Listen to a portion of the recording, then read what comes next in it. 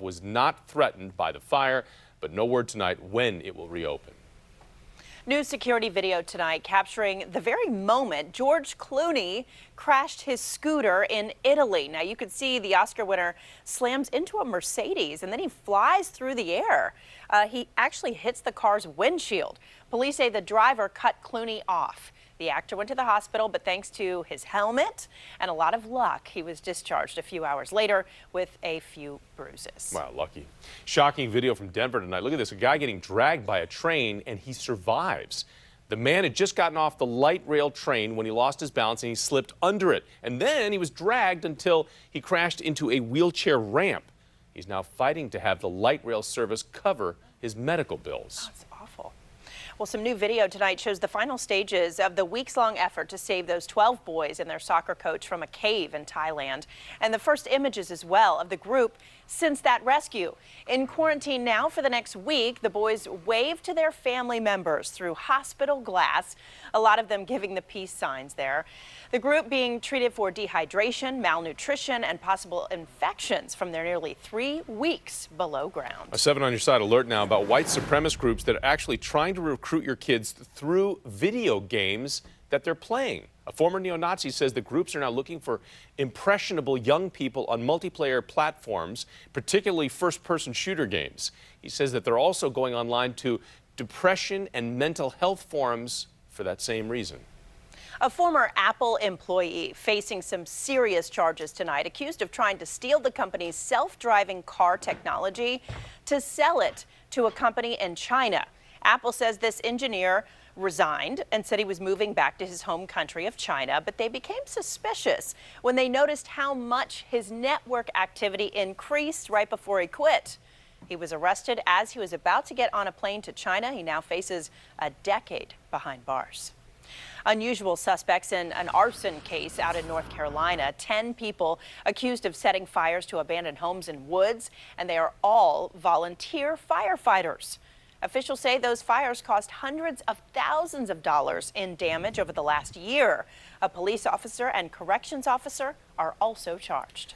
Well, this one will break your heart. There's a couple in Texas now considering getting a divorce, all to help pay skyrocketing medical bills. Maria and Jack Gray have 2 daughters, one who is 6 years old, but has a rare chromosomal disorder and needs full-time care. Now, even with insurance, the Grays say that they spend up to $15,000 a year out of their own pocket. For Jake, an Army veteran, that is more than 30% of his income.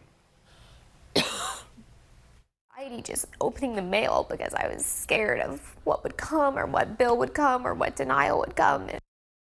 State assistance is available, but there are tens of thousands of people on waiting list. A divorce would mean Maria, on paper, would become a single, jobless mother of 2 and then would qualify for Medicaid. Wow. New at 11 tonight. Female sailors will soon sport longer hairstyles. That's right, the Navy allowing ponytails, locks, and wider buns. The Air Force and Army made similar changes in 2014. The Marines followed a year later, so the Navy now says that this update will make the service more inclusive. All right. Talk about the weather now because it's a beautiful night outside tonight. Still, though, a little warm out there. Yeah, a little warm. Not bad, though. It's a good summer night. Great pool weather the next couple of days. Good shore weather. Just remember those rip currents. We talked about that earlier. Careful out there. Let me show you. This is a live shot as we look toward Courthouse from Roslyn. Beautiful evening out there. We'll use this as our backdrop. We have 83 degrees, so yeah, pretty warm outside still. That's at Reagan National, but you get outside of the metro. Temperatures do drop considerably. 71 in Gaithersburg. For you folks in Manassas, you're at 72. Dulles sitting at 79, 75 in Martinsburg, and right along shore, Ocean City currently at 73. Straight to your futurecast tonight. Temperatures as we look ahead another hour will be in the upper 70s around the metro, mid-low 70s elsewhere. And tomorrow morning as you head on out, no problems for you. A few clouds, mainly into some of our eastern areas, so Calvert County, St. Mary's County. Couple of clouds tomorrow morning. But everybody's dry as you make your way into work. 75 D.C., get out the door in Leesburg and Loudoun County, say right around 68, 66 in Winchester. Then during the day tomorrow, the only real change that we have is we have this easterly wind. So by noon, 11:30, we're up into the low 80s. But watch this map. It wants to bring a little bit of green in. The farther east you are, the greater that chance for a few showers is going to be. It's basically tapping into some of the moisture that's off to our east. You get heating of the day. We may see a few showers here. Into the afternoon, notice the numbers in the mid-80s, not mid-90s like we were today.